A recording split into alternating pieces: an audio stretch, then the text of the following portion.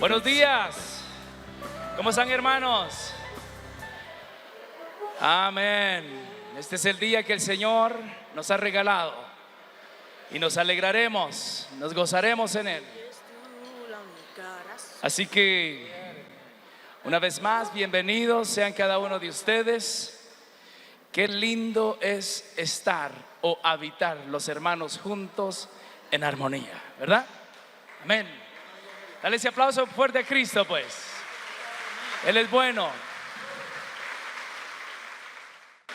Gloria a Dios. Así que vamos a comenzar. Les voy a pedir que se pongan sobre de sus pies. Le vamos a dar gracias al Eterno. Papi, muchas gracias por este tiempo, Señor, esta mañana que nos regalas. Nos alegraremos, te alabaremos, te exaltaremos, hacemos fiesta. Señor, gracias, porque qué hermoso es entrar por esas puertas con acción de gracias, Señor, con alabanza, con sacrificio de alabanza. Señor, gracias lo que traemos en nuestros corazones. Dile: lo que traigo en mi corazón, quiero, Señor, ponerlo para adorarte. Lo rindo a tus pies. Recibe mi adoración como un aroma fragante delante de tu presencia. En el nombre de Cristo Jesús. Amén. Amén. Dale ese aplauso fuerte al Rey que se merece todo. Qué bueno es nuestro Dios. Amén, hermanos. Qué bueno es nuestro Dios. Aleluya. Gracias por este nuevo día de vida, Señor. Aleluya. Te adoramos a ti, Jesús. Llevo 40 años o más predicando la palabra y jamás he necesitado de tener un papel delante para predicar, porque tener papeles me pone nervioso.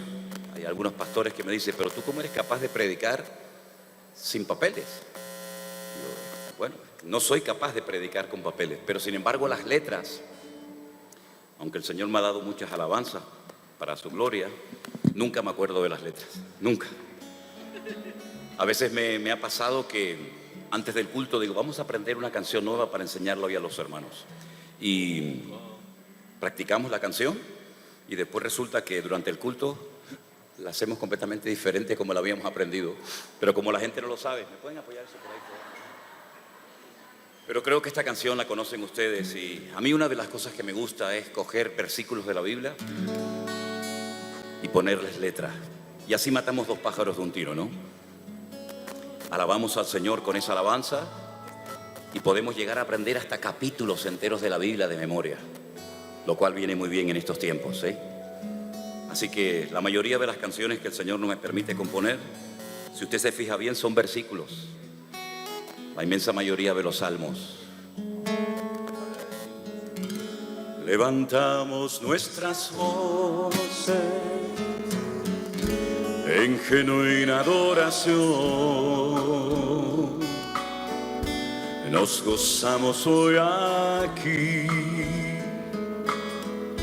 adorando a nuestro Dios. Bendeciré tu nombre eternamente y para siempre. De suprema alabanza eres digno, mi Señor. Una vez más, levantamos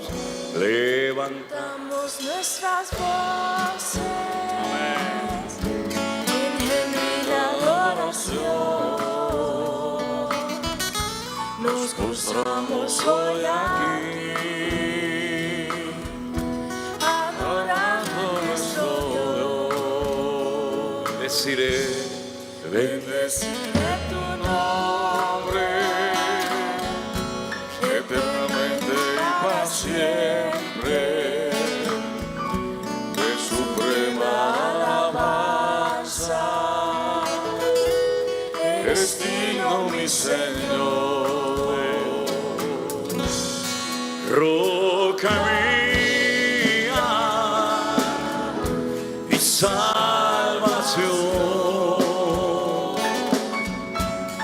No temerá mi corazón.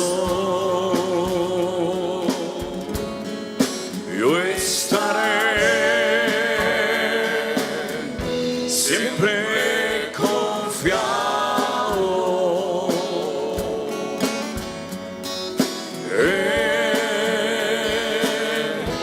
mi Salvador.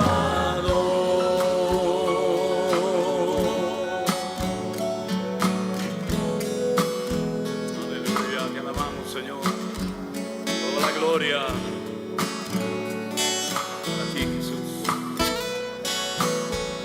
Qué bueno es alabarte, Señor.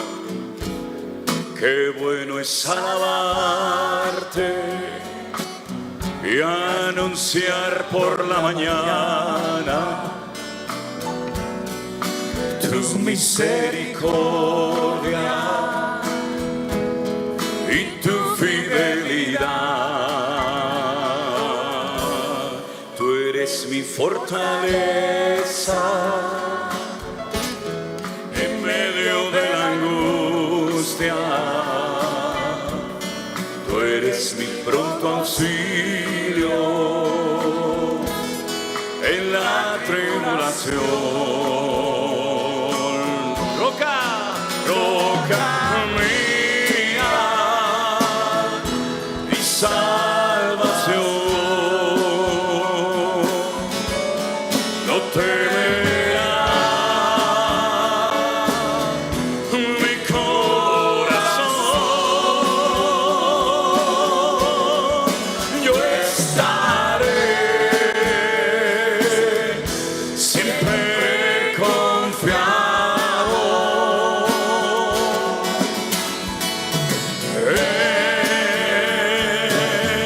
en mi Salvador. Rogaré a mi salvación. Temeré, siempre confiado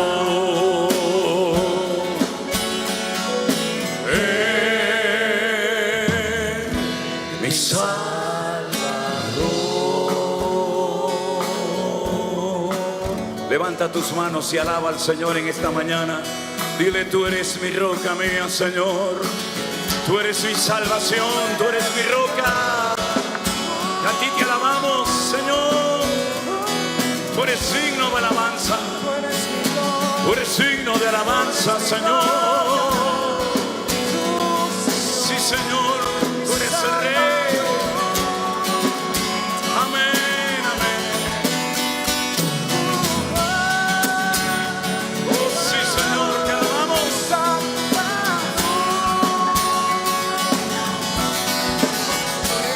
Amén. Amén. Roca mía, roca mía, mi salvación. No temerá mi corazón. Yo estaré siempre confiado en mi Salvador.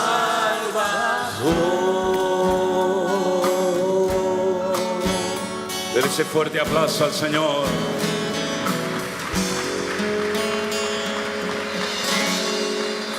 Amén, amén, amén. Gloria a Dios. Todos conocemos la historia, ¿verdad?, de esos dos hombres que dice que sintieron en su corazón el anhelo de construir casas, lo cual no hay nada malo en ello. El problema fue que la decisión de uno fue poco sabia. La Biblia dice que por querer avanzar, por querer terminar la casa cuanto antes, la Biblia dice que comenzó a construir sobre la arena. Y todos sabemos lo que pasa cuando construimos sobre la arena, ¿no? Durante un tiempo todo funcionó hasta que comenzó a dar el viento, la lluvia, los ríos, el agua. Y dice que la casa se desmoronó y fue grande su ruina. Por el contrario, su vecino construyó también otra casa, pero sobre una roca, un fundamento lo suficientemente sólido para aguantar la tormenta. Y aquí hay un reflejo de lo que puede ser tu vida. Puedes hacer muchas cosas para ti importantes, tal vez para Dios nada importantes, pero sea como sea, asegúrate siempre que lo que estás haciendo es la voluntad de Dios, para no perder el tiempo, ni para perder energía, ni para entusiasmarte con cosas que realmente en el fondo no son de Dios. Procura que el fundamento de tu vida, de tu hogar, de tu negocio, de tu carrera, de tu profesión, sea la roca firme, que es la palabra del Señor. Y así cuando vengan problemas y presiones y luchas por todas partes, tú vas a poder permanecer, porque el que está en Cristo permanece en Cristo y puede caminar en victoria y mantenerse firme contra las acechanzas del enemigo. Así que procura siempre que la roca, el fundamento sólido de tu vida, sea el Señor Jesús. ¿Cuántos dicen amén? Dale un fuerte aplauso a Él en esta mañana. Aleluya.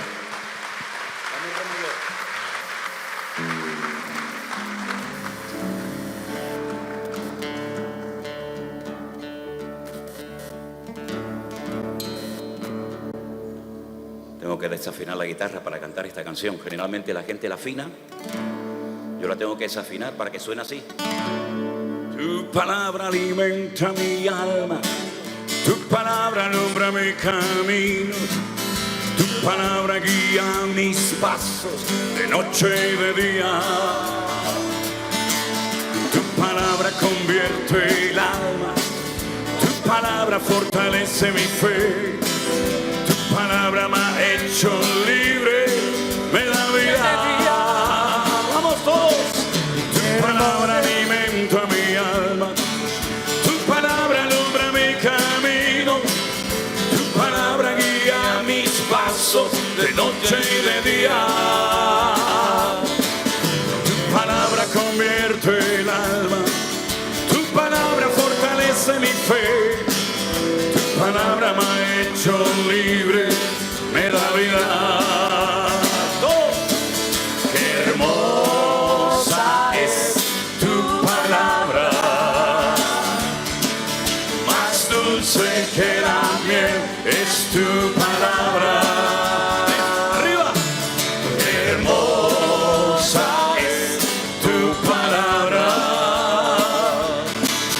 más dulce que la miel es tu palabra. Escucha.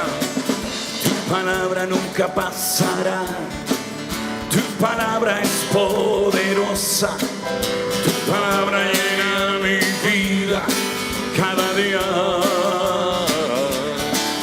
Tu palabra me renueva. Tus promesas me bendicen. Tu espíritu me guía. La verdad.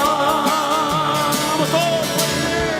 Hermosa es tu palabra, más dulce que la miel, más dulce que la miel es tu palabra. Fuerte.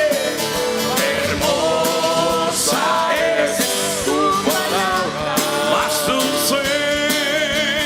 dulce que la miel es tu palabra. A ver, ustedes fuerte.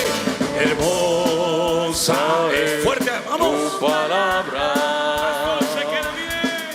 Más dulce que la miel es tu palabra. Hermosa es tu palabra, Señor. Hermosa es tu palabra.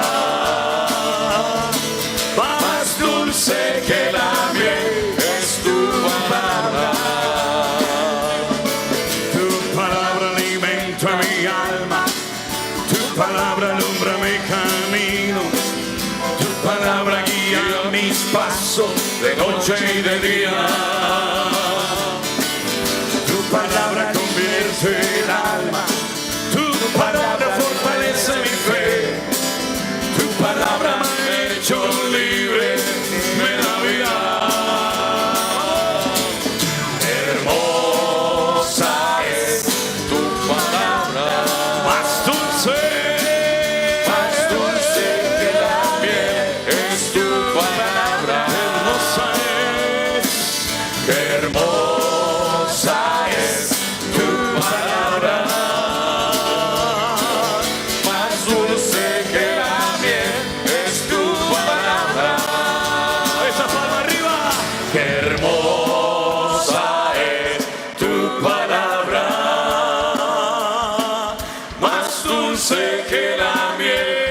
tu palabra. Hermosa es tu palabra. Más dulce que la miel es tu palabra. Una vez más, dilo conmigo. Hermosa es tu palabra. Más dulce que la miel. Más dulce que la miel es tu palabra. Más dulce que la miel es tu palabra. Más dulce que la miel es tu palabra. Y a su nombre. Amén. Gloria a Dios. Abraza a tu hermano, dile, hermano, qué bendición tenerte esta mañana con nosotros aquí. Quiero que le demos en esta mañana muchas gracias al Señor, a un hermano que sin él sería imposible. Por favor, tomen asiento. Sí, gracias. Esperen, porque no saben quién es. Es un hermano que hace posible que todo lo que se ve en YouTube, en Facebook, a veces se pasa horas y horas durante la noche editando y preparando todos los vídeos para que al día siguiente ustedes lo puedan ver. En estos días hemos retransmitido varios cultos en directo y a veces no es fácil porque la señal no es buena, pero hay un hermano que él siempre está ahí calladito detrás de las cámaras y es un hermano que sin él, ya digo, sería imposible hacer todo esto. Es nuestro hermano Armando, le damos un fuerte aplauso en esta mañana. Bendiciones, Armando, bendiciones. Gloria a Dios. Aleluya, gracias al Señor. Hermanos, me gusta siempre antes de compartir el pan y el vino, compartir algo de la palabra, que al fin y al cabo es lo más importante, creo que puede haber en un culto, en una vida, ¿no? Ahora sí pido que todos estén quietecitos, que nadie esté hablando y que prestemos suma atención a la palabra del Señor. Parece ser que Pablo le escribió una carta a los hermanos, a la iglesia de Corinto, que se perdió. Él hace referencia a esa carta. Así que cuando decimos Primera de Corintios, realmente sería la segunda carta que le escribe a los hermanos de Corinto. Y la segunda de Corintios sería la tercera. Pero sea como sea, tenemos dos cartas en la Biblia muy interesantes que hablan acerca de una congregación cuyo nacimiento lo podemos ver en Hechos capítulo 18. Y yo creo que es bueno recordar cómo empiezan las cosas. A veces hay gente que viene y ya está todo hecho. Pero a veces es importante repasar, conocer la historia para ser agradecidos y darnos cuenta de que aunque nos hayamos encontrado todo hecho y organizado, siempre hay vidas que nos precedieron, que hicieron un trabajo tremendo de siembra, de lágrimas, de sufrimiento, de esfuerzo, de trabajo, y que gracias a toda esa gente nosotros podemos estar aquí en esta mañana. Así que es importante ver cómo nació esta iglesia para entender un poquito lo que allí estaba sucediendo. En Hechos capítulo 18 se cuenta la historia de esta congregación y dice así la palabra del Señor. Después de estas cosas, después de lo que estaba ocurriendo en Atenas, de donde Pablo venía, Pablo se fue de Atenas y se fue a Corinto y halló a un judío llamado Aquila, natural del Ponto, recién venido de Italia con Priscila su mujer, por cuanto Claudio había mandado que todos los judíos salieran de Roma. Fue a ellos y como era del mismo oficio se quedó con ellos y trabajaban juntos, pues el oficio de ellos era hacer tiendas. Y discutían en la sinagoga todos los días de reposo y persuadía a judíos y a griegos. Y cuando Silas y Timoteo vinieron a Macedonia, Pablo estaba entregado por entero a la predicación de la palabra, testificando a los judíos que Jesús era el Cristo, el Mesías.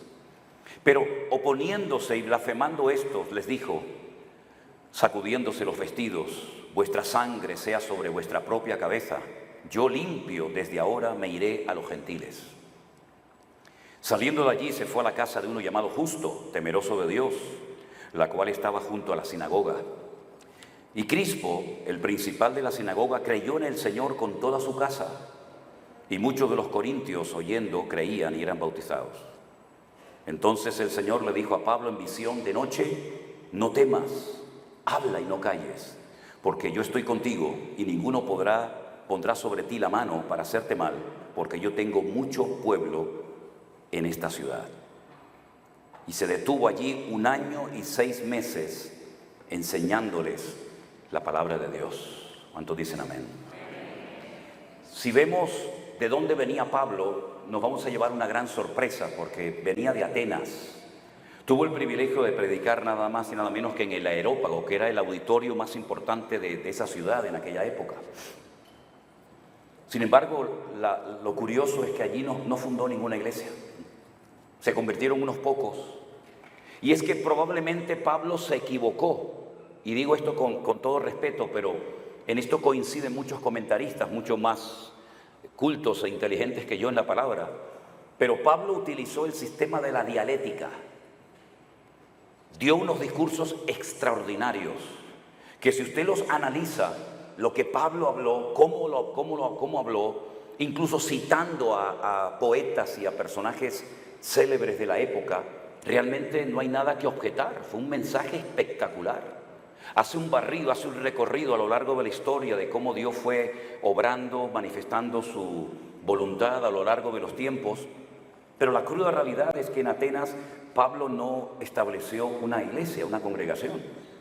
Cuando él baja a Corinto, después de, entre comillas, este fracaso ministerial, por decirlo de alguna manera, él dice: cuando yo estuve entre vosotros para anunciaros el testimonio de Dios, escuchen esto, no fui con excelencia de palabras o de sabiduría, pues me propuse no saber entre vosotros cosa alguna, sino a Jesucristo y a este crucificado.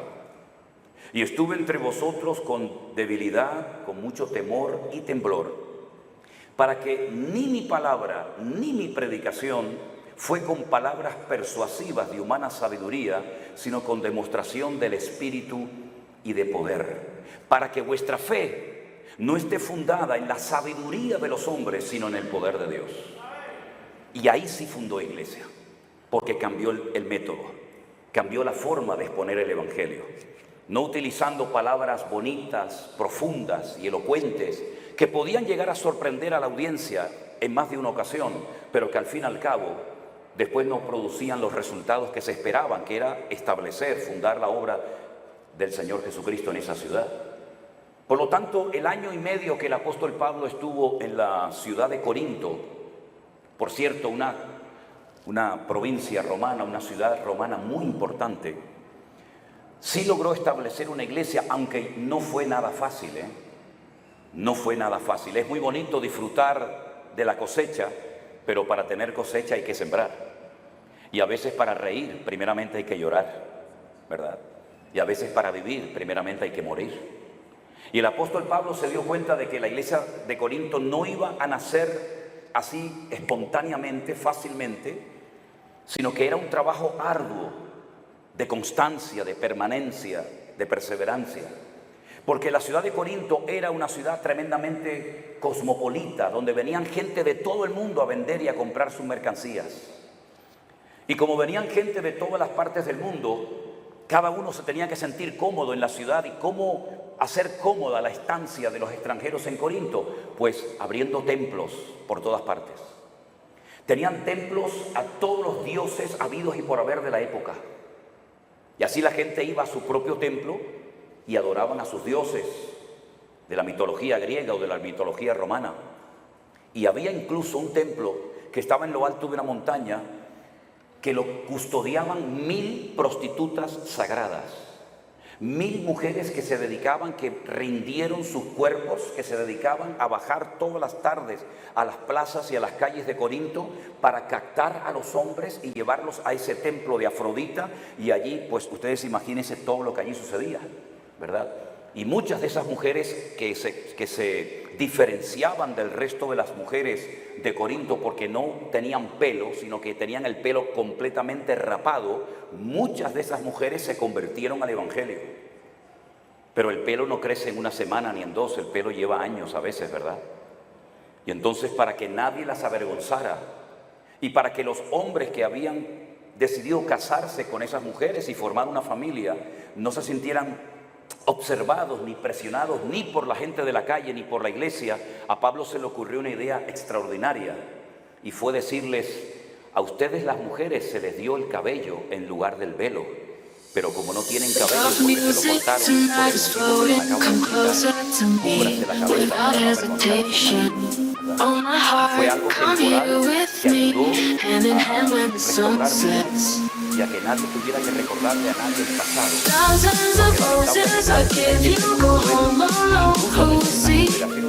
Que le recuerdan a la gente lo que fueron, lo que hicieron, lo que practicaron.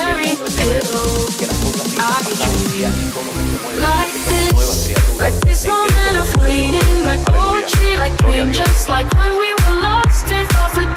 Y en Corinto Pablo se estableció un año en una iglesia preciosa. Miren, de todas las iglesias que menciona el Nuevo Testamento, la iglesia de Corinto era diferente a todas por varias razones. Primeramente porque era una iglesia a la cual Pablo llegó a amar mucho. Él tenía una inclinación, un amor por los hermanos de Corinto muy especial, y además se nota cuando él le habla a ellos. Incluso a veces cuando les escribe alguna carta, le dice, bueno, estas cartas son para lectura, pero luego la presencia personal, como que ahora pastores. Pero además era una iglesia que le habían dado mucha importancia a los dones del Espíritu Santo. Dicho sea de paso, los dones, los carismas del Espíritu Santo no han caducado. El Señor es el mismo ayer, hoy y por los siglos, y el Señor en ninguna parte de la Biblia nos dijo que cuando llegaron tiempos en la historia de la cristiandad o de la iglesia, los dones del Espíritu Santo desaparecerían. Bueno, eso es lo que algunos predican y creen. Pero la palabra del Señor nos enseña que todo lo que el Señor ha prometido para la iglesia del siglo primero estaba vigente en el siglo segundo, en el cuarto, en el quinto y en nuestra época también. El Señor no ha menguado su poder ni su autoridad, sino más bien sobre nosotros. Yo creo que hay que potenciar todo lo que el Señor tiene para la iglesia y no vivir vidas raquíticas, mediocres, cuando la iglesia espiritualmente hablando, sino ya por todas las cosas todo lo que el Señor tiene. El problema no estaba en el uso de los dones, el problema estaba en las personas que se dedicaban en un momento determinado a usar por alguno de estos dones que aparecen en 1 Corintios capítulo 12. Su testimonio no coincidía con lo que hacían o con lo que decían. Y es ahí donde tiene que intervenir el apóstol Pablo, al ver que algo tan bonito se ha convertido en un símbolo, más que demonio, y en algo que está causando división interna a la congregación.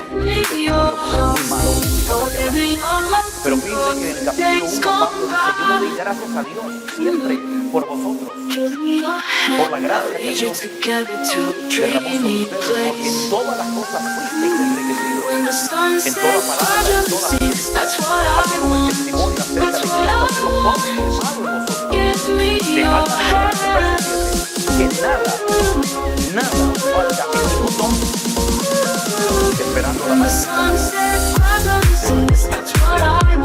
Era la única iglesia del Nuevo Testamento que conocía cómo operaba, pero a esos hermanos que predican, por los cuales hablarán en el capítulo 1, si usted pasa la página, en el capítulo 3, mire lo que les dice: hermano, no pude hablarles como a espirituales, sino como a carnales, como a niños en Cristo. Os di a beber leche y no vianda, porque aún no erais capaces, ni sois capaces todavía, porque aún sois carnales. Pues habiendo entre vosotros celos, contiendas y disensiones, ¿no sois carnales y andáis como los hombres? Fíjense, aparentemente una iglesia tan espiritual que nada le faltaba en ningún don. Unas cuantas páginas más adelante, el Señor le llama a esa congregación niños carnales, porque entre vosotros todavía se siguen manifestando algunas obras de la carne que ya tenían más que estar desterradas a estas alturas de vuestra comunión y de vuestra relación con el Señor. Pero lamentablemente Pablo sabía perfectamente que se habían creado pequeños grupos dentro de la congregación.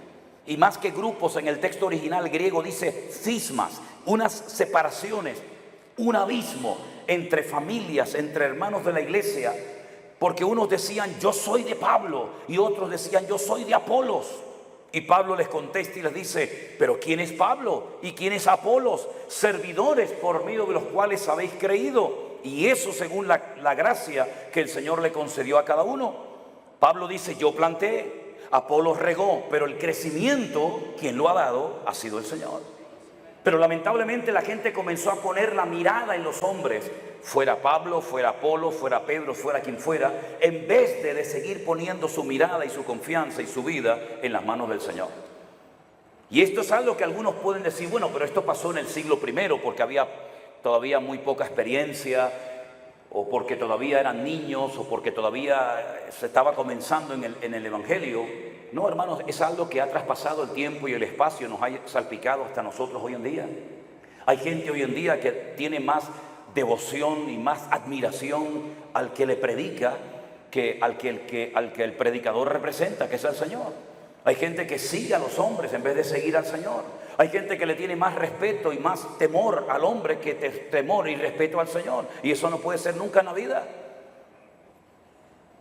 Y eso es lo que estaba pasando en la iglesia de Corinto y lamentablemente lo que ocurre hoy en día con muchos ministerios que, queriendo sin querer, Dios lo sabe, han atraído de una manera tan exagerada la atención hacia sus propias personas que la gente los admira y los sigue a ellos y después pasa lo que pasa. Gente se sale de las iglesias desilusionados, heridos, etcétera, etcétera, porque pusieron una excesiva confianza en los hombres, en los instrumentos que en un momento determinado podía estar utilizando el Señor, en vez de poner su mirada única y exclusivamente en el Señor Jesús. Y el apóstol Pablo no le ríe la gracia, no le hace ninguna ilusión, no le alegra el corazón el oír que hay gente en la iglesia que lo quieren a él más que a Apolos o Apolos más que a él. No, al contrario, él dice, eso es producto de vuestra inmadurez, de vuestra carnalidad, de vuestro infantilismo espiritualmente hablando. Es curioso porque este problema de falta de madurez es algo muy repetitivo a lo largo de la historia. Y muchísimos problemas que se han originado lamentablemente en el seno de muchas congregaciones se debe fundamentalmente precisamente a eso, a falta de madurez, a falta de crecimiento y de desarrollo espiritual en la vida de las iglesias o de los creyentes, hasta el punto que llegan a veces a ser más fieles y más devotos de los principios, tradiciones y normas de sus congregaciones o denominaciones que de la misma palabra de Dios. Y esto es algo que yo he luchado toda mi vida. Y quiero desterrarlo definitivamente de nuestras vidas, porque ustedes no tienen que seguir a nadie, ustedes tienen que seguir al Señor nada más, porque los hombres fallamos. Yo no soy un pastor perfecto, nuestro ministerio no es perfecto, no soy un marido perfecto, y si no hablen con Eleni se lo va a decir, no soy un padre perfecto, el único perfecto es Dios y Él nunca nos va a fallar. Las iglesias, los pastores, las instituciones, todo en la vida nos puede fallar. Pero el Señor dice incluso que aunque tu propio padre y tu propia madre te abandone, yo nunca te abandonaré, sino que estaré con vosotros todos los días hasta el fin del mundo. Y eso tenemos que enseñarlo. Una cosa es el respeto, el cariño, el amor, yo entiendo todas esas cosas. Pero seamos prudentes en esto, ¿sabes? Seamos prudentes porque hay personas que no están bien alineadas con el Señor, que después se les sube el éxito o la fama o la popularidad a la iglesia, a la cabeza. Y aunque también no puede transmitir a la iglesia también, ¿no? No echen a perder a la gente dándole demasiados halagos. No los echen a perder, hermanos. Cada uno tiene que ser responsable de sus actos. Y repito, usted puede admirar y puede querer a una persona, pero no termine casi adorándolo como si fuera una especie de ser divino. Así que mis queridos hermanos, la iglesia de Corinto, una iglesia tan bendecida, fíjense, 1 año y medio teniendo a Pablo de pastor, ya me hubiera gustado a mí tener a Pablo como maestro en mi vida. Lamentablemente se dividió, pero no solamente había ese problema en la iglesia, sino que después resulta que hubieron problemas de inmoralidad. ¿Y por qué hubieron problemas de inmoralidad en la iglesia de Corinto que no se dan en otras regiones o en otras ciudades de la época? Porque la ciudad de Corinto era una ciudad que se caracterizaba no solamente por el comercio, por la idolatría, sino también por la promiscuidad sexual. Allí valía todo estaba permitido, todo era lícito. De ahí que Pablo escriba en una de las cartas diciendo, todo me es lícito, pero cuidado, no todo conviene, ¿no es cierto? La fidelidad, el respeto a la familia en Corinto no existía. Y el espíritu de la ciudad, el estilo de vida de la ciudad, cuando la iglesia de Corinto bajó la guardia, se comenzó a infiltrar en la iglesia. Y este es el gran peligro que puede ocurrir cuando la iglesia no ejerce influencia en la sociedad del mundo ejerce influencia en la iglesia. Y que el mundo nos imite a nosotros es una honra, pero que la iglesia termine adoptando los modelos y el estilo de vida del mundo es una cosa que nos tendría que dar vergüenza y nos deshonra. Cuando aceptamos cosas del mundo en la iglesia como si fueran normales, tenemos un gran problema. Porque hemos perdido el norte, hemos perdido la visión, hemos perdido la santidad, hemos perdido nuestra identidad como pueblo cristiano. Recuerdo que una vez en España se hizo un congreso y uno de los talleres que se ofrecía en ese congreso para jóvenes era taller de tatuajes cristianos. Y los muchachos hacían cola para ir a ponerse el típico versículo, yo soy de mi amado y mi amado es mío, Aní le dodili, y el Señor viene pronto, Maranata, Dios te bendiga, Dios es amor, y salían tan contentos porque se habían tatuado su cuerpo con tatuajes cristianos. ¿Cómo que tatuajes cristianos? ¿Dónde viene esa vaina? No hay tatuajes cristianos, hermanos. Tatuajes son tatuajes y punto. Ahora, yo no estoy hablando en contra de la gente que tiene tatuajes. Si usted los tiene, pues ¿qué va a hacer? ¿Se va a cortar el brazo? ¿Qué va a hacer? Ahora, le digo también, nuestro pastor en Alicante tenía todo su cuerpo lleno de tatuajes y se los quitó todo y no le quedó ni la más mínima marca. Por lo tanto, quiero decirle que si en un momento determinado se los quiere quitar, lo puede hacer sin ningún problema. Yo no se los voy a pagar, los paga usted, pero se los puede quitar sin problema. Pero cuando aceptamos cosas normales para el mundo, como si fueran normales dentro del seno de la iglesia, tenemos un gravísimo problema. Cuando tenemos que imitar la forma de vestir, de hablar, de pensar, de caminar, de actuar, de comportarnos igual que los del mundo, hemos perdido nuestra identidad como pueblo de Dios. Usted no tiene que imitar absolutamente a nadie. Usted tiene solamente que imitar y seguir al Señor Jesucristo. Y por eso digo que cuando la iglesia no impacta en el mundo se mete dentro de la iglesia. ¿Qué es lo que ha ocurrido? No es lo que va a ocurrir, es que ya ha ocurrido. Por eso el apóstol Pablo le dice a los hermanos, ¿cómo es posible que ustedes tengan en la congregación semejantes modelos o ejemplos de inmoralidad y no hayan tomado medidas? Incluso él llega a decir que a una persona que estaba ahí cometiendo un pecado terrible, dice, expúlsenlo, échenlo de la iglesia un tiempo para ver si vuelve en sí, para ver si reacciona. Claro, hoy en día más de uno diría, pero este hombre no tiene amor. ¿Cómo vamos a echar de la iglesia a una persona? Pero cuando usted tiene un problema en su cuerpo, en su salud, le guste o no, usted tiene que entrar al quirófano. Yo he entrado 5 veces al quirófano porque no me ha quedado más remedio. Y cuando hay un problema de tipo espiritual en nuestras vidas, tenemos que extirparlo y tenemos que dejarnos tratar por la palabra de Dios. ¿O no dice la Biblia que la palabra de Dios es una espada? ¿Y una espada para qué es, hermano? ¿Para hacerle cosquilla en la espalda a su marido?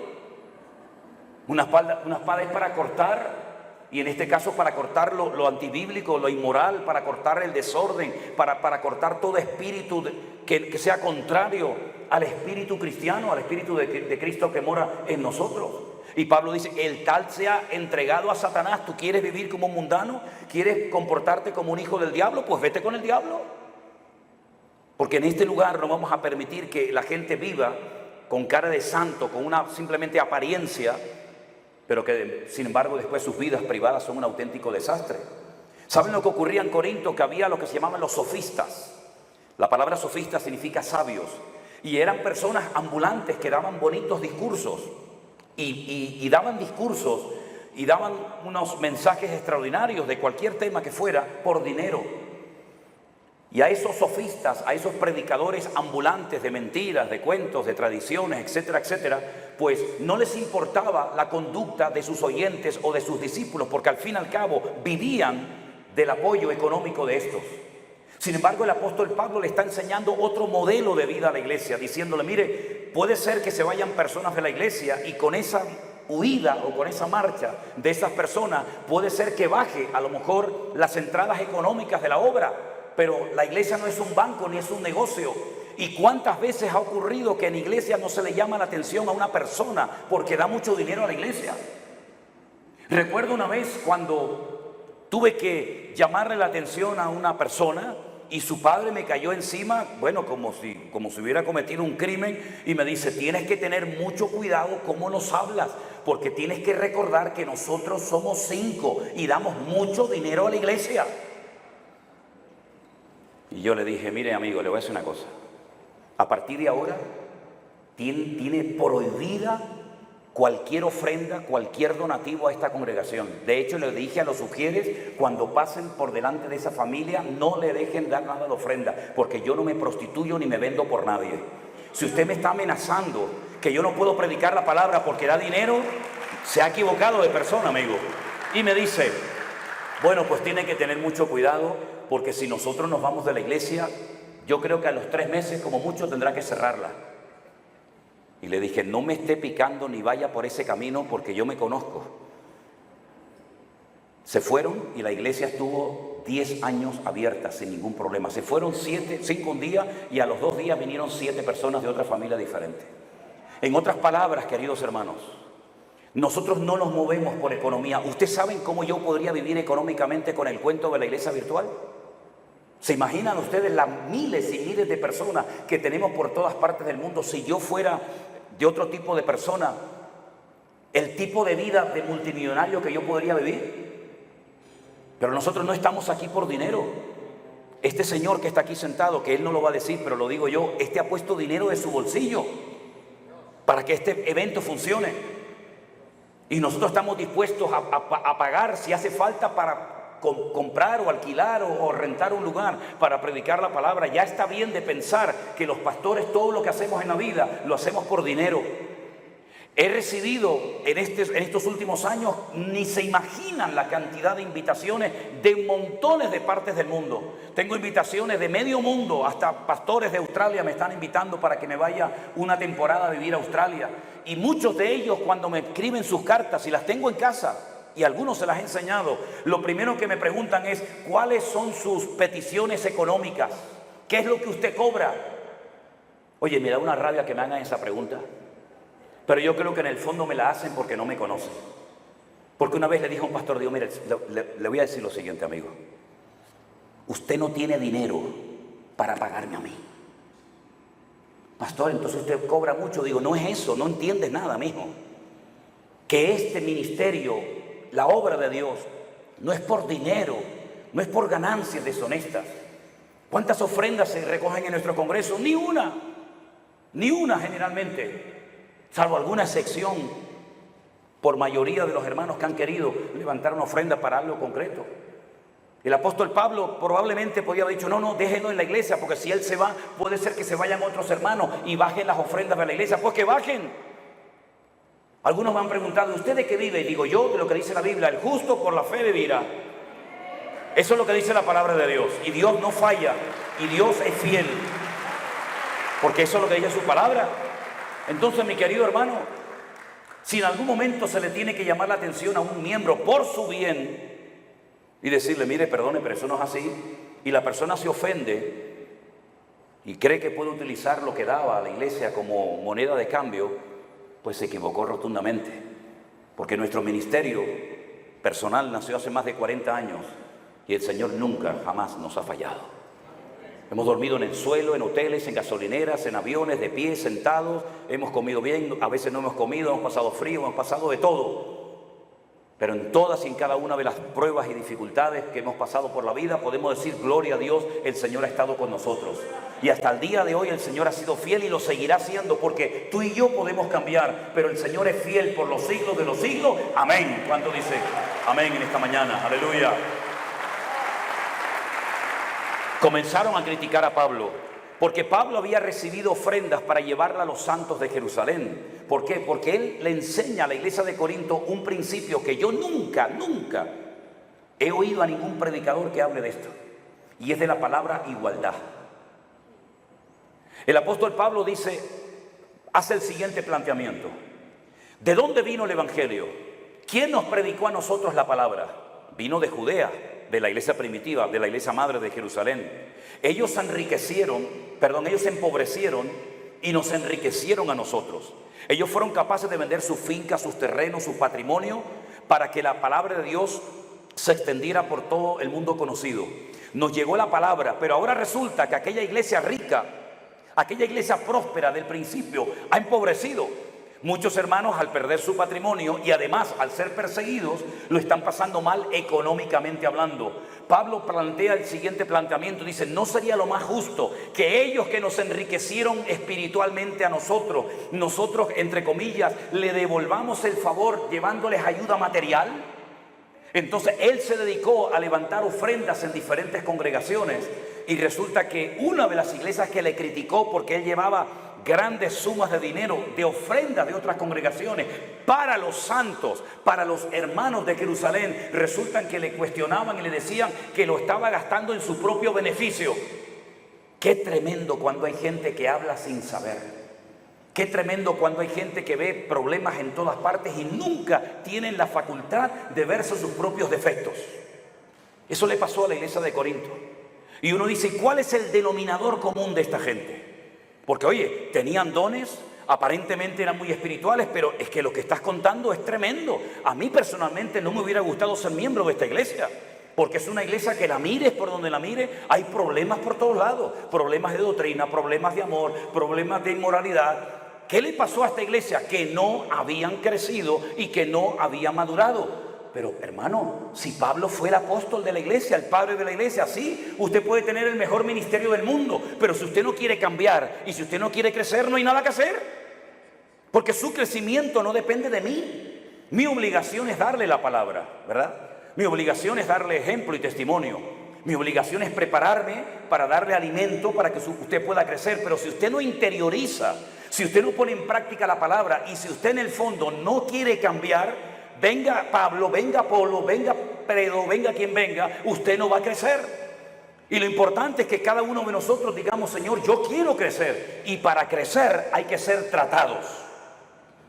Porque si usted no es tratado, usted no puede ser usado en la obra del Señor. Hay gente que tiene planes: yo quiero ayudar, yo quiero ir aquí, yo quiero hacer esto, sí, pero luego no le puede decir nada porque por todo se ofende. Me acuerdo que una vez lo he contado en varias ocasiones, estábamos poniendo al principio de la obra en Tenerife, estábamos poniendo como moqueta, alfombra, ¿no? Estábamos allí un señor de más de 70 años y yo de rodillas, cortando, poniendo la moqueta, haciendo lo mejor posible, y me entra un muchacho joven y se para, se pone de pie al lado de nosotros y nos dice: pastor, quiero hablar contigo. Y le dije: bueno, agáchate y habla conmigo. Ayúdame, estamos aquí los dos solos. ¿Vamos hablando o no se puede hablar mientras se trabaja? Digo yo, ¿no? Te agachas, me ayudas, cortamos la moqueta, ponemos el pegamento, lo ponemos y me vas hablando de tus cosas. Y me dice: es que yo no me puedo agachar a trabajar con usted. Y yo lo miro así y le digo: ¿por qué? Porque yo soy cantante. Ay, mira, ¿saben lo que es el cúter, no? Eso que corta, lo solté así en el suelo, me levanté y le digo: mira, te voy a decir una cosa, amigo. Te voy a decir una cosa. Tú eres cantante y no puedes trabajar. Hazme el favor de salir de aquí. Hazme el favor de salir de aquí, porque tú lo que eres es un vago y un cara dura. Aquí hay un señor de más de 70 años conmigo trabajando de las 5 de la mañana que llevamos aquí. No hemos desayunado, no hemos comido, capaz que no lleguemos hasta la noche a casa. Y tú me vienes con el cuento de que eres cantante y no puedes trabajar. Hazme el favor, mándate a mudar de aquí. Se fue. No sé si todavía está dando vueltas por ahí, no lo encontré nunca más. Pero cuánta gente con el cuento de que quieren servir al Señor. Saben, para mí esa palabra es sagrada. Tengan mucho cuidado los que dicen: yo quiero servir al Señor. Cuidado con lo que estás diciendo, porque servir al Señor es morir a ti mismo. Morir al Señor es romper tu agenda personal. Trabajar y servir al Señor es muy sagrado, porque no estás sirviendo para una empresa. Estás trabajando para la obra del Señor, y la obra del Señor es sagrada. Así que cuando digas: yo quiero servir al Señor, ¿a qué Señor y de qué forma quieres servir al Señor?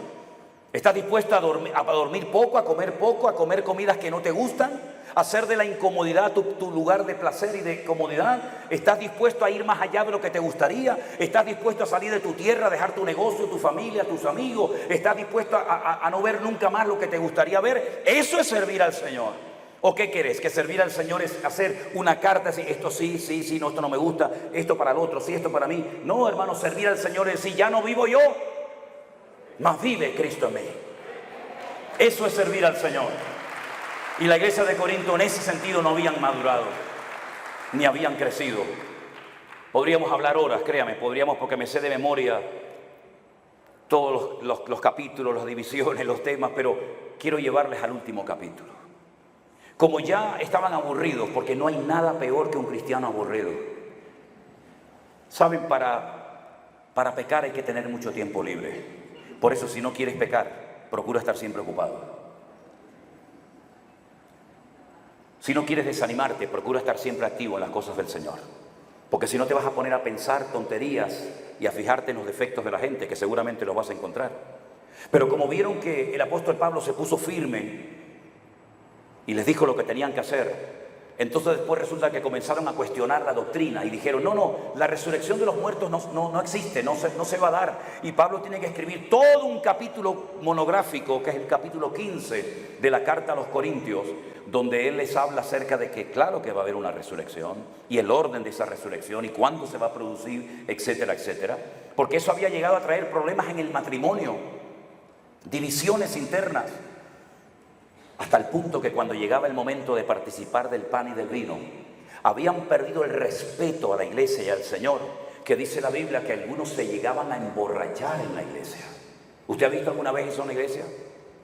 Gente que se emborracha en la iglesia, porque déjeme decirle algo, perdonen porque sé que alguna gente dice, ¡ay, lo que dijo el pastor!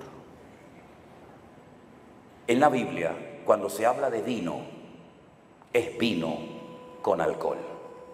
El vino sin alcohol, solamente se puede extraer el alcohol de dos maneras: por envasado al vacío o por un proceso químico que se le puede extraer el alcohol. Pero si usted pisa las uvas y las mete en una barrica, eso sí o sí, tarde o temprano, fermenta y eso tiene el vino incluido. Y cuando en la Biblia se habla de vino, no de Coca-Cola, ni de Pepsi-Cola, ni nada por el estilo. Y cuando el Señor multiplicó el agua en vino, era vino. Y si para usted es un problema, pues no lo tome, pero no diga tonterías diciendo que los discípulos no bebían vino, porque incluso en el día de Pentecostés llegaron a tomarlos por ebrios. Estos están ebrios y por eso están diciendo cosas que no entienden. No, Señor. Ahora bien, la Biblia nos enseña que lo que el Señor prohíbe era el abuso, las borracheras, el beber más de la cuenta. Y eso es lo que lamentablemente estaba ocurriendo en Corinto. La gente había perdido el respeto y el temor a Dios en la iglesia, hasta el punto que alguna gente se embriagaba el día que había Santa Cena, comunión, pacto, llámelo como quiera, es decir, el pan y el vino. Y Pablo tiene que intervenir y decir, no, hermanos, les voy a decir algo, y lo dijo Pablo muy claro: el motivo por el que en la iglesia hay gente que siempre está mal, que no levantan cabeza, que algunos siempre están enfermos, que otros están siempre débiles, incluso algunos han muerto, se debe a la falta de santidad y de respeto que ha desaparecido hace mucho tiempo de esa congregación. Ustedes tienen que probarse a sí mismos, examinarse a sí mismos y comprobar si realmente están en la fe y están viviendo vidas alineadas con el Señor, en orden y en obediencia con el Señor, o son simplemente cristianos como flores artificiales que parece que son reales y tienen vida, pero cuando te acercas están muertas, aunque son muy bonitas por fuera, no hay que regarlas, no tienen vida, son de plástico o de lo que sea. El apóstol Pablo confronta a la iglesia con su cruda realidad, porque sin una auténtica confrontación bíblica nunca habrá un cambio genuino en la vida de la iglesia. Y estamos viviendo en unos tiempos donde la iglesia no puede seguir más tiempo perdiendo el tiempo, valga la redundancia. La iglesia tiene que ser luz, la iglesia tiene que ser sal, la iglesia tiene que ser un ejemplo de orden, de familia, de amor, de respeto, de puntualidad, de colaboración. Todo eso lo tenemos que cultivar y enseñar a los jóvenes, a los niños, a los adolescentes, de tal manera que si usted toda la vida ha sido un orgulloso, eso tiene que matarlo y desaparecer en la iglesia. Porque la iglesia es como un taller, no donde se reparan autos, no donde se reparan máquinas, sino donde se restauran vidas. Y el Señor te ha traído a su cuerpo, a su iglesia, para cambiarte, para perfeccionarte, para ayudarte a crecer y que seas un canal de bendición y no un estorbo, ni una piedra de tropiezo, ni para ti ni para nadie. La iglesia de Corinto necesitó ser confrontada y hoy en día, como nunca antes, y lo digo con todo mi corazón, siento decirles que la iglesia del Señor ha pasado por una crisis tremenda. Primero, porque apartó su mirada del Señor y la puso en los hombres. Segundo, porque le dio importancia o demasiada importancia a otras cosas, como por ejemplo la música, y se produjo un desapego, un distanciamiento del texto bíblico, de la palabra del Señor. Y la gente ha sido capaz de decir amén a todo, tragándose el mosquito, el camello y lo que viniera por el camino, sin comprobar previamente si lo que ese señor llamado apóstol, pastor, profeta, o me da igual, está predicando palabra de Dios o auténticas tonterías que nacen de su soberbia, de su orgullo y de sus planes personales. La iglesia tiene que ser confrontada y dejarnos ya de perder el tiempo en discusiones absurdas y ridículas, dejarnos de carnalidad, dejarnos de falta de madurez, de crecimiento y de desarrollo espiritual, porque Dios viene a buscar una iglesia sin manchas y sin arruga, santa, ordenada y comprometida con su palabra. Fuertes aplausos a nuestro Dios, mi hermano. A Él toda la gloria y la honra. Bendito sea Dios. Y como conclusión quiero decir esto. Pregúntese si el lugar en el que usted está se está enseñando palabra de Dios o palabra de quién. Pregúntese si realmente hay una sana doctrina o usted está perdiendo el tiempo. Pregúntese si realmente Cristo está en ese lugar o hace mucho tiempo que el Señor se marchó. Usted podrá preguntarse, pero hay lugares donde el Señor no está o no quiere estar, por supuesto. ¿Lo puede demostrar bíblicamente? Por supuesto, faltaría más. He aquí yo estoy a la puerta y llamo. Si alguno oye mi voz y abre la puerta, entraré a él, cenaré con él y él conmigo. ¿A quién le está hablando el Señor esas palabras? ¿A un grupo de políticos o de sociólogos o pintores o doctores o artistas? No, a una iglesia, a una congregación. ¿A cuál? La iglesia de la Odisea, la última que se menciona en el libro del Apocalipsis. Ustedes dicen, nos hemos enriquecido. Ya veo. Nos hemos enriquecido. De ninguna cosa tenemos necesidad, decía la iglesia de la Odisea.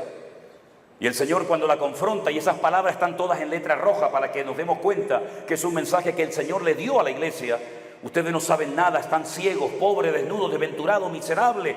En otras palabras, la iglesia había perdido la gloria del Señor, la presencia del Señor. Tenían los mejores instrumentos, tenían lo mejor de lo mejor. Pero sin embargo, lo más hermoso y lo más valioso, que no se compra con dinero, sino con fe y obediencia y santidad, lo habían perdido, que era la presencia del Señor en la iglesia.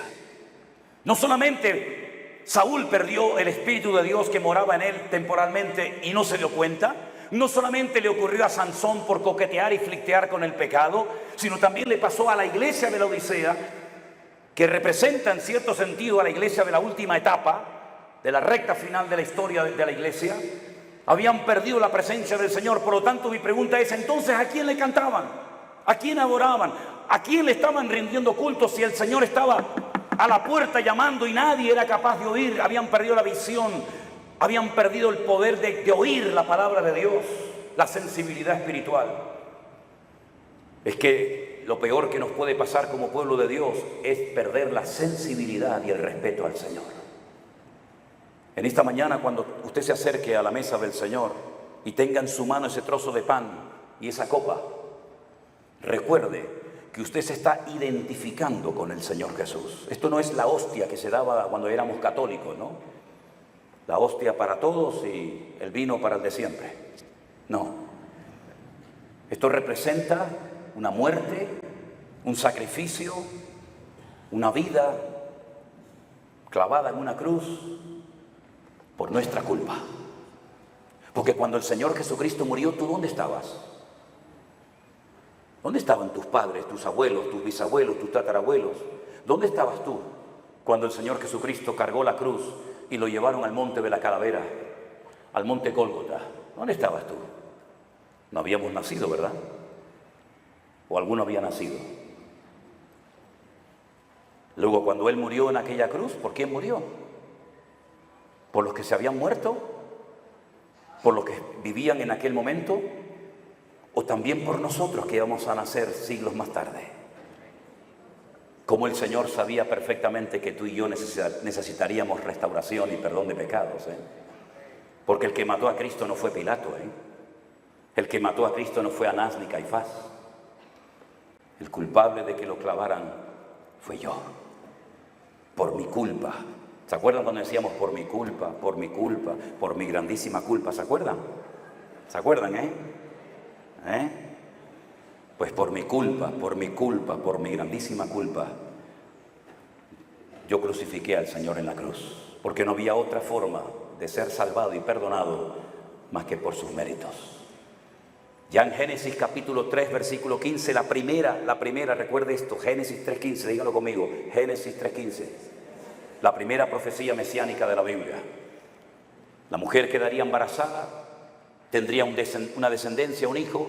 Ese hijo sería herido en el calcañar por la serpiente, pero al mismo tiempo ese hijo, descendiente de la mujer, heriría en la cabeza a Satanás con herida de muerte. Desde Génesis 3:15 hasta el Calvario hay todo un plan profético, hay todo un desarrollo a lo largo de la historia. Podríamos hablar horas y horas, semanas y semanas de personajes, de nombres, de lugares, de cosas que ocurrieron para que naciera ese Mesías, ese niño que sería herido en el calcañar, y al mismo tiempo de todo lo que hacía el enemigo para impedir que viniera a este mundo. La cuestión está en que un día un hombre, un rey de Israel al cual yo admiro, se llama el rey David. Dice la Biblia que llegó al campamento para llevarle comida a sus hermanos, para ver cómo estaba la paz de sus hermanos en medio de la guerra. Y de repente se encuentra con un gigante llamado Goliat, el cual dice que había provocado durante 40 largos días al pueblo de Dios. David dice: yo iré contra él, porque él viene contra mí con espada y jabalina, mas yo vengo contra ti en el nombre de mi Dios. Y hoy daré tu cabeza y tu carne a las fieras del campo. Y todo este país sabrá que el Dios que manda aquí, que gobierna y controla esta nación, es el Dios de Abraham, de Isaac y de Jacob. Aleluya. Y la Biblia dice que se levantó contra él, ¿sí? Y fue contra él y lo derrotó. No lo dejó herido, lo mató. Y le cortó la cabeza y se la llevó a Jerusalén. Y en Jerusalén subió a una montaña, que es el monte de la calavera, el monte Gólgota o el Calvario, donde siglos más tarde crucificarían al Señor Jesucristo y sería herido en el calcañar, pero la cabeza del diablo, como la cabeza de Goliat se enterró allí, la cabeza de Satanás quedaría herida de por vida. Y por eso podemos caminar hoy nosotros de victoria en victoria, de gloria en gloria y de triunfo en triunfo, porque mayor es el que está en nosotros que el que viene contra nosotros. Aleluya, gloria a Dios. Por eso soy cristiano, por eso sigo al Señor Jesucristo. No porque me hayan comido la cabeza 4 pastores o porque no tenga otra cosa que hacer en la vida, sino porque me gusta estar en el equipo de los vencedores y porque el Señor cambió mi vida. Y quiero que cerremos nuestros ojos en esta mañana y nos preparemos para este momento. Y los hermanos, si quieren, pueden ir pasando a repartir el pan, el vino. Pero quiero que todos ustedes estén ahí tranquilos, quietos, reflexionando y meditando en estas palabras que hemos oído en el día de hoy. Aleluya. Me dan la guitarra, la carpeta, la carpeta. Aleluya. Gracias, Señor Jesús. Te adoramos, Señor. Gracias, Señor Jesús. Te adoramos, Señor. Bendito sea tu nombre, mi Señor Jesús. Aleluya. Gracias, Señor. Cuando vayan a la mesa, coja su pan, coja su vino, espérese, gracias. Espérese a que todos estemos servidos para poder participar juntos de la mesa del Señor. Gracias, Señor Jesús. Gracias.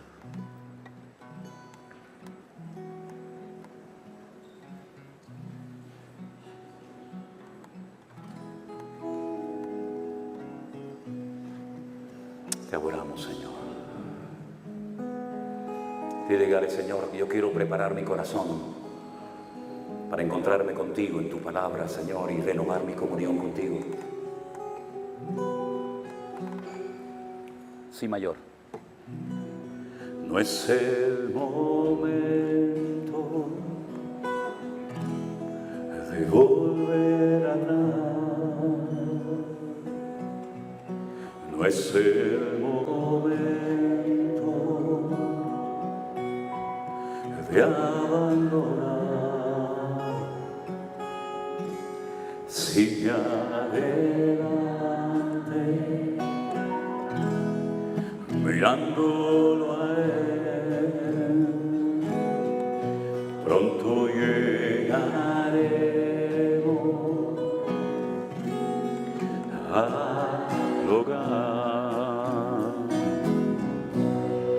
olvidando lo que queda atrás, extendiéndome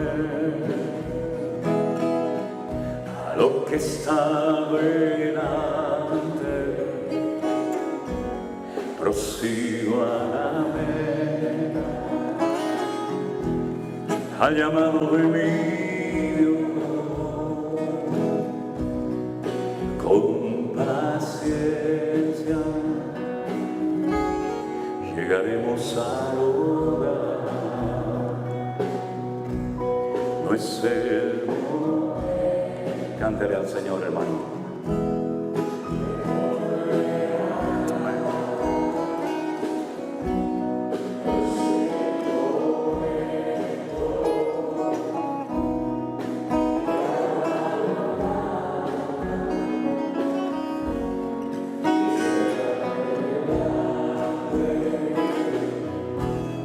Aleluya.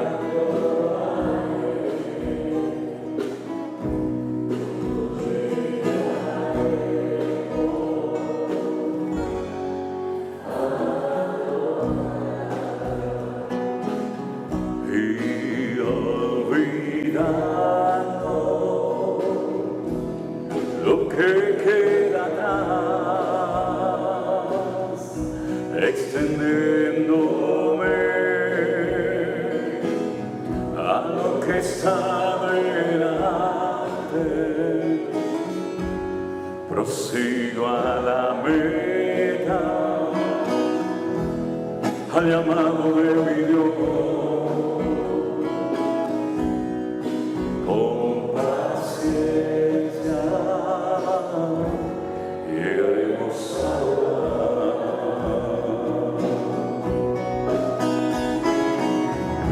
díganme mil fuertes soy en Dios.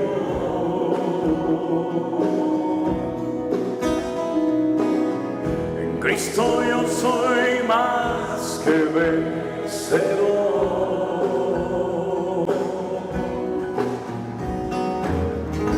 Él renueva hoy mi fuerza.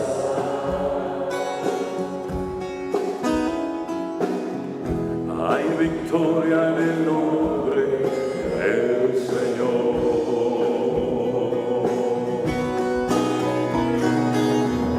Díganme mil fuertes soy en Dios.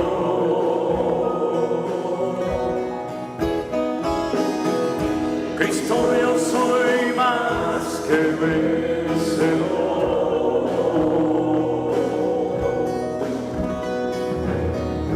Él renueva hoy mi fuerza.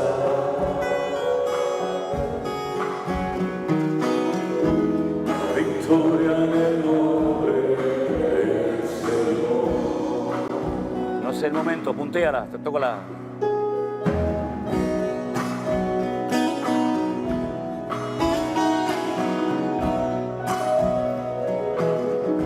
Aleluya.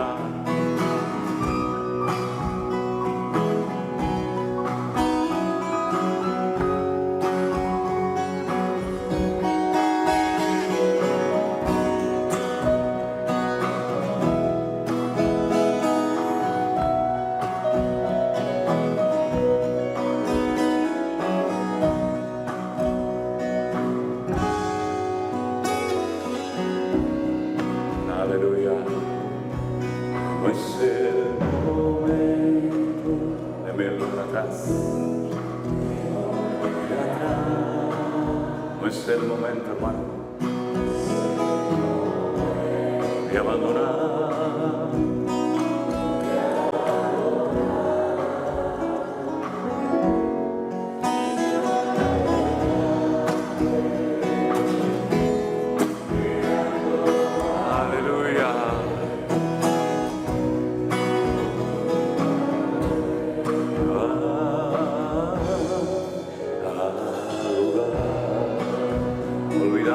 El pasado, olvidando lo que queda atrás, extendiéndome a lo que está delante, prosigo a la meta, al llamado de mi paciencia. Amén. Díganle vida fuerte, díganle bien fuerte, soy el Dios.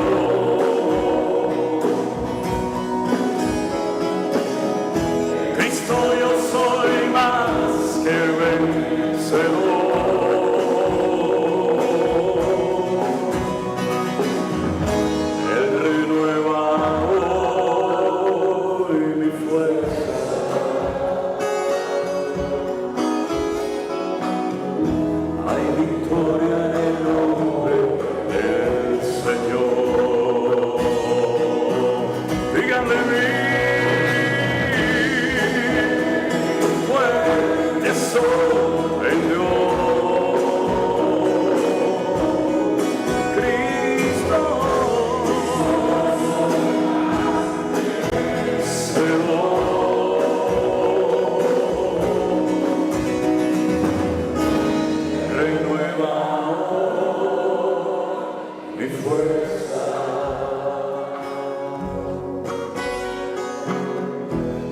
Victoria en el nombre del Señor. Hay victoria en el nombre del Señor. Hay victoria en el nombre del Señor.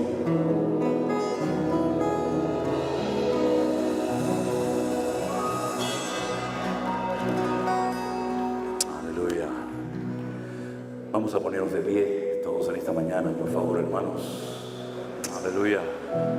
Sigue, sigue.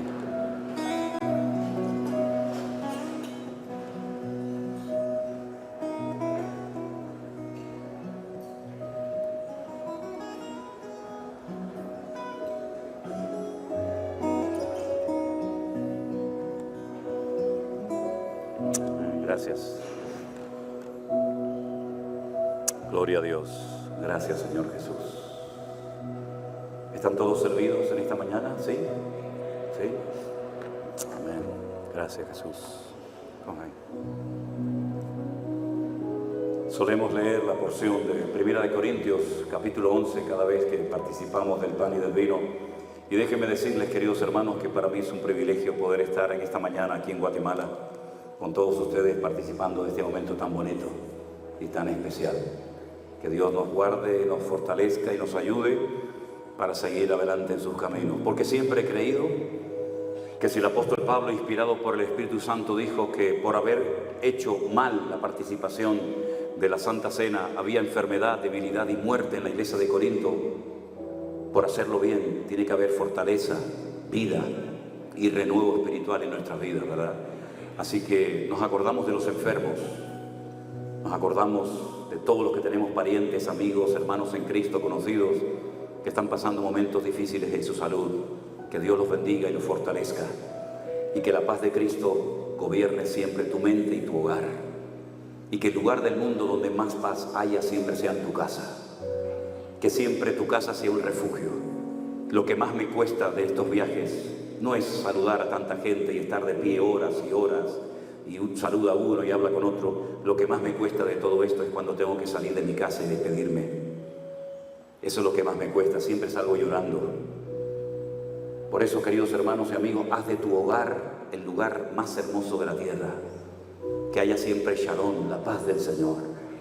De cuando la gente llega a tu casa diga, aquí hay algo.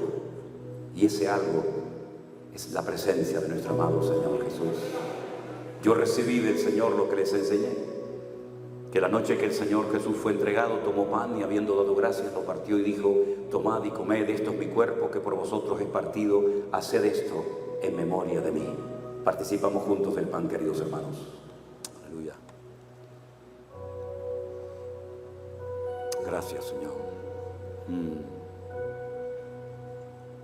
Gracias, Señor.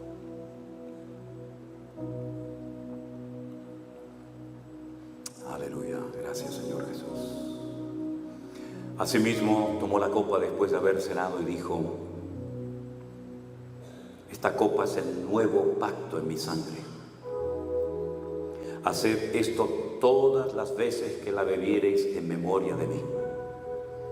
Así pues, todas las veces que comas de este pan y bebas de esta copa, la muerte del Señor anunciáis, hasta que Él venga. Participamos juntos de la copa, hermanos. Aleluya. Dele gracias al Señor con sus propias palabras ahí, ¿sí? Dile gracias a su amado y querido Salvador. Aleluya. Trae renuevo a nuestras vidas, Señor.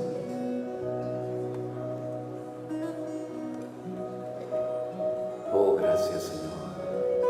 Gracias por tu amor. Y si quiere y lo siente así en su corazón, ahí alrededor de esa mesa, los hermanos que están contigo, oren juntos el uno por el otro. Aleluya. Abrace a su hermano, dígale, le amo, hermano querido. Vamos a mantenernos siempre juntos. Que el amor de Cristo reine en nuestros corazones. Invito a todos que vayan pasando lentamente a la plataforma en esta mañana. Adorar juntos al Señor.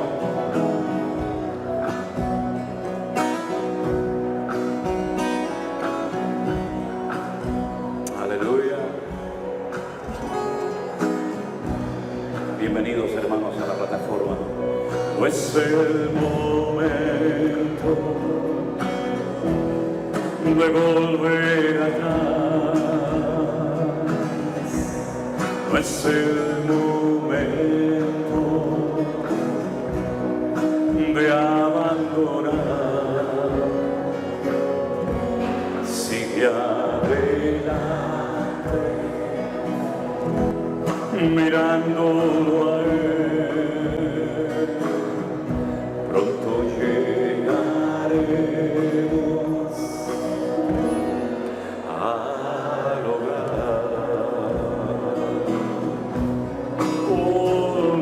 Olvidando lo que queda. ¡Sí, Señor! ¡Aleluya! Al enemigo yo vencí en el nombre de mi Dios. ¡Aleluya! Camino detrás, una vez arriba conmigo.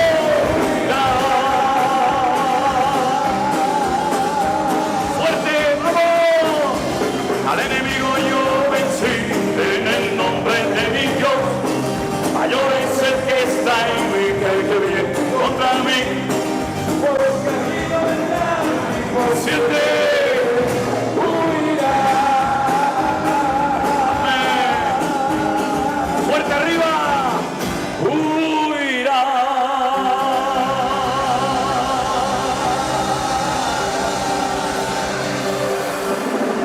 Y a su nombre, y a su nombre, al enemigo yo vencí.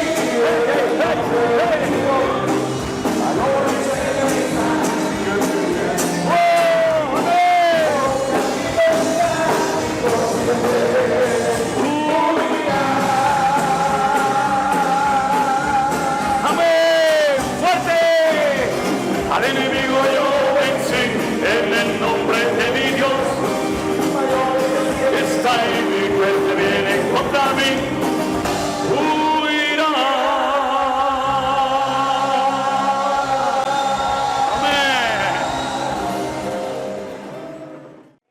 reflexiona y medita cada día en torno a la palabra del Señor y todo te irá bien, dice la Escritura. Medita de día y de noche en la palabra y el Señor prosperará tu camino. Serás como un árbol plantado junto a corrientes de agua que da su fruto en su tiempo, su hoja no cae y todo lo que hace prosperará. Así que, mis queridos hermanos, manténgase en la victoria que el Señor le dio. Dígaselo a su hermano, mantente en la victoria. Mantente en la victoria, mantente en la victoria, pelea por esa victoria, no le permitas que nadie te la robe, aleluya, amén. La menor. Vamos a prepararnos ya para ir preparando para la comida, ¿no? Aleluya. Pero yo creo que una de las cosas que hemos oído en este congreso es que tenemos que mantenernos firmes en la fe, ¿no? Por eso vamos a cantar esta alabanza y nos vamos a preparar para la comida en esta mañana. Porque yo no sé los cristianos cómo se la arreglan, pero siempre terminamos en la carne. Estamos en el espíritu, pero en cuanto vemos la carne, ¡fum!, ahí sale corriendo todo el mundo, ¿no? Aleluya, aleluya. Mi shema, mi lo me faje, y está en una de ave, velando y extender ahora, me escucho pero tan vincular. Lo importante es no temer y mantener, vamos todos fuertes. Lo importante es no temer y mantener la fe, Dios. Y el que cree en el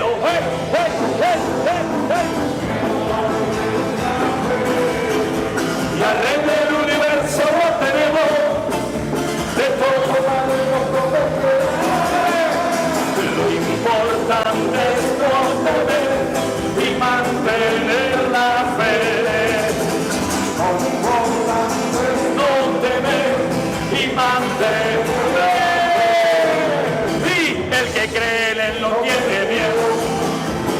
Miedo va a perder nunca la fe.